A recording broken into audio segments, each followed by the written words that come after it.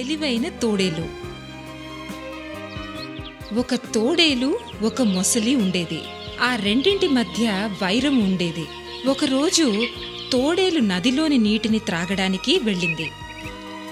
నీళ్లు త్రాగడానికి ముందు అటూ ఇటూ చుట్టుపక్కల ఏవైనా ప్రమాదం ఉందేమోనని చూసుకుంది. లేదని నిర్ధారించుకొని నీటిలోకి దిగింది. ఆ నది మొసలికి నివాసంగా ఉంది. మొసలి తోడేలు వెనుక కాలిని కరిచి పట్టుకుంది. తోడేలు గుండె గుబేలుమంది.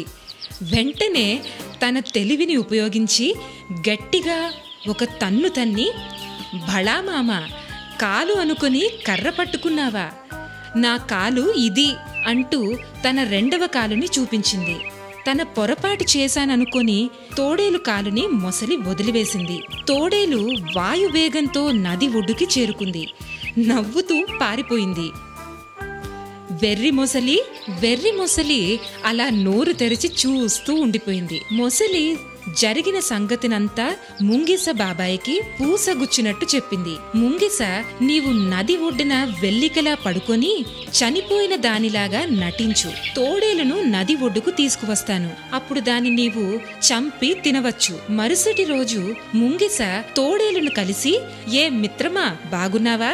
అలా నది ఒడ్డుకి సరదాగా వెళ్దాం అని అనింది. తోడేలు వెంటనే, నది ఒడ్డుకి మాత్రం రాను, అక్కడ మొసలి ఉంటుంది అనగానే ముంగిస నవ్వుతూ ఇలా అంది, ఇంకెక్కడ మొసలి?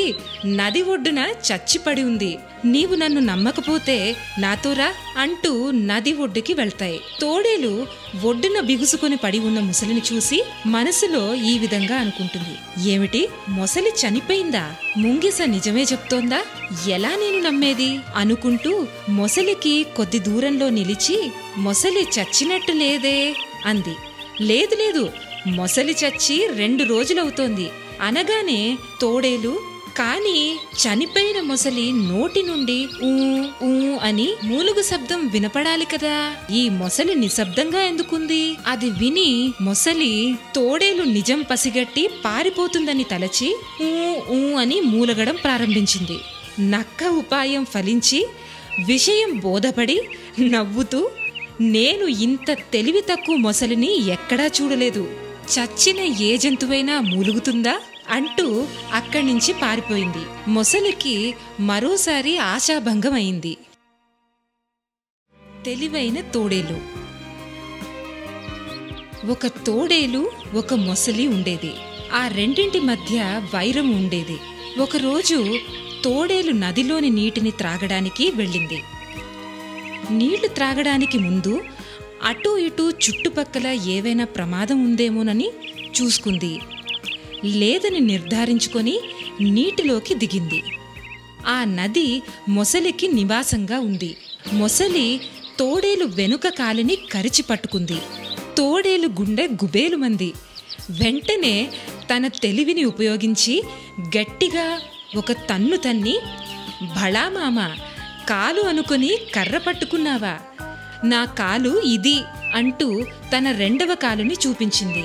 తన పొరపాటు చేశాననుకొని తోడేలు కాలుని మొసలి వదిలివేసింది. తోడేలు వాయువేగంతో నది ఒడ్డుకి చేరుకుంది. నవ్వుతూ పారిపోయింది.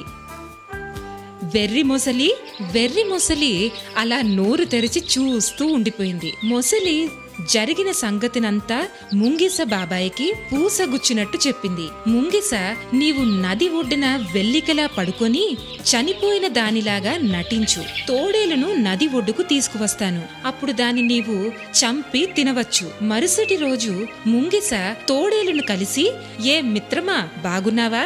అలా నది ఒడ్డుకి సరదాగా వెళ్దాం అని అనింది. తోడేలు వెంటనే, నది ఒడ్డుకి మాత్రం రాను, అక్కడ మొసలి ఉంటుంది అనగానే ముంగిస నవ్వుతూ ఇలా అంది, ఇంకెక్కడ మొసలి? నది ఒడ్డున చచ్చిపడి ఉంది. నీవు నన్ను నమ్మకపోతే నాతోరా అంటూ నది ఒడ్డుకి వెళ్తాయి. తోడేలు ఒడ్డున బిగుసుకొని పడి ఉన్న ముసలిని చూసి మనసులో ఈ విధంగా అనుకుంటుంది, ఏమిటి, మొసలి చనిపోయిందా? ముంగిస నిజమే చెప్తోందా? ఎలా నేను నమ్మేది అనుకుంటూ మొసలికి కొద్ది దూరంలో నిలిచి, మొసలి చచ్చినట్టు లేదే అంది. లేదు లేదు, మొసలి చచ్చి 2 రోజులవుతోంది అనగానే తోడేలు, కాని చనిపోయిన మొసలి నోటి నుండి ఊ ఊ అని మూలుగు శబ్దం వినపడాలి కదా. ఈ మొసలి నిశ్శబ్దంగా ఎందుకుంది? అది విని మొసలి తోడేలు నిజం పసిగట్టి పారిపోతుందని తలచి ఊ ఊ అని మూలగడం ప్రారంభించింది. నక్క ఉపాయం ఫలించి విషయం బోధపడి నవ్వుతూ, నేను ఇంత తెలివి తక్కువ మొసలిని ఎక్కడా చూడలేదు, చచ్చిన ఏ జంతువైనా మూలుగుతుందా అంటూ అక్కడి నుంచి పారిపోయింది. మొసలికి మరోసారి ఆశాభంగం అయింది.